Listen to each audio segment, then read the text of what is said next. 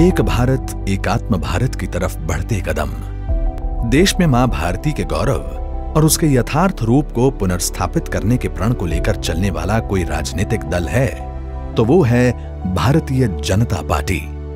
एक ऐसी पार्टी जो प्राचीनतम और समृद्ध भारतीय संस्कृति की रक्षा के लिए सदैव तत्पर रही है और एक भारत श्रेष्ठ भारत के सिद्धांत को आत्मसात किए हुए है। भाजपा की सरकारें हमेशा भारतीय संस्कृति को सर्वोपरि रखते हुए अंत्योदय के मूल मंत्र पर चली हैं। मोदी सरकार 2.0 भी पार्टी की इस विचारधारा को आगे बढ़ाते हुए देश की वर्षों जूनी समस्याओं के समाधान के लिए मिशन मोड पर काम कर रही है। 30 जुलाई 2019 वो तारीख जब देश की संसद में मुस्लिम महिला विधेयक पास हुआ और मुस्लिम महिलाओं को 3 तलाक की कुप्रथा से मुक्ति मिली।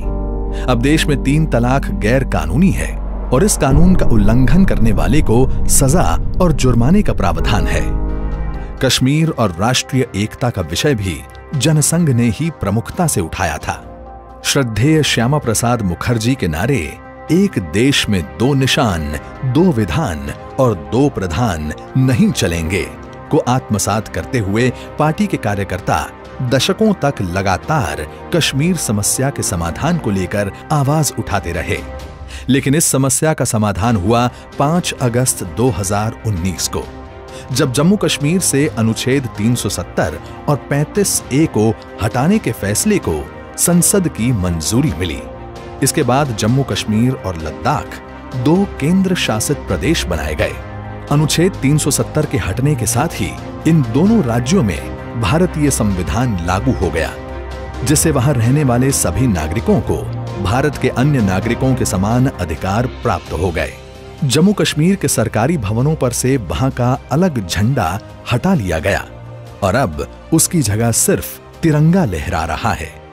अलगाववाद, आतंकवाद, परिवारवाद और भ्रष्टाचार पर लगाम लगी है और वहां के लोगों का भविष्य भी सुरक्षित हो रहा है।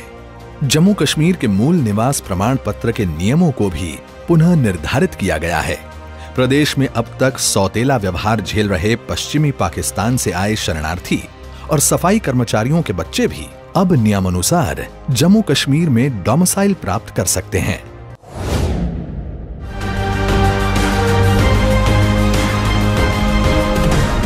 भारतीयों की आस्था से जुड़े अयोध्या में श्री राम मंदिर के मुद्दे को भी दशकों तक निजी स्वार्थ की राजनीति के कारण लटकाए रखा गया।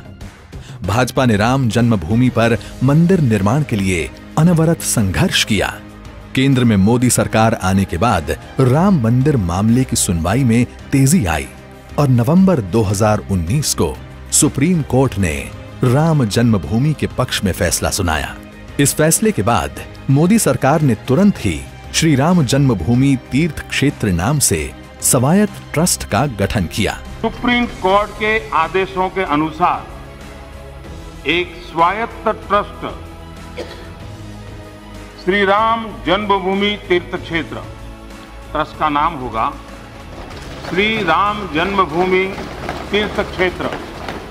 ये ट्रस्ट अयोध्या में भगवान श्री राम की जन्मस्थली पर भव्य और दिव्य श्री राम मंदिर के निर्माण और उससे संबंधित विषयों पर निर्णय लेने के लिए पूर्ण रूप से स्वतंत्र होगा।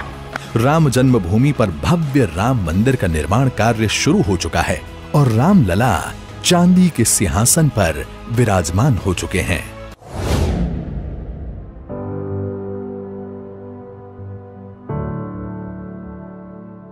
नेहरू लियाकत समझौते के बाद से ही पाकिस्तान में प्रताड़ित किए गए हिंदू, सिख व अन्य लोगों को भी न्याय मोदी सरकार 2.0 में ही मिला।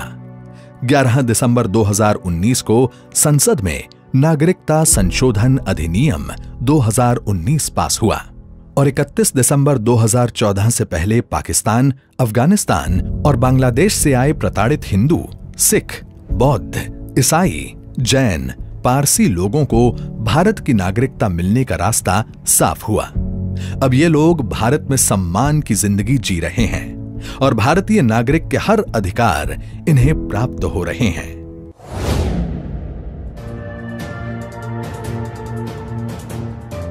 उत्तर पूर्व की प्रगति और वहां के लोगों के सशक्तिकरण के लिए मोदी सरकार सदैव प्रतिबद्ध रही है।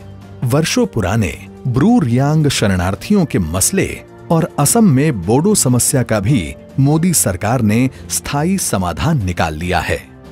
करीब 34,000 ब्रू शरणार्थियों को त्रिपुरा में बसाया जा रहा है और उनके पुनर्वास के लिए केंद्र सरकार आर्थिक मदद भी कर रही है। बोडो समझौते के बाद अब बोडो की सामाजिक, भाषाई, सांस्कृतिक और जातीय पहचान को बढ़ावा मिल रहा है और विभिन्न परियोजनाओं से जनजातीय क्षेत्रों का त्वरित विकास सुनिश्चित हुआ है।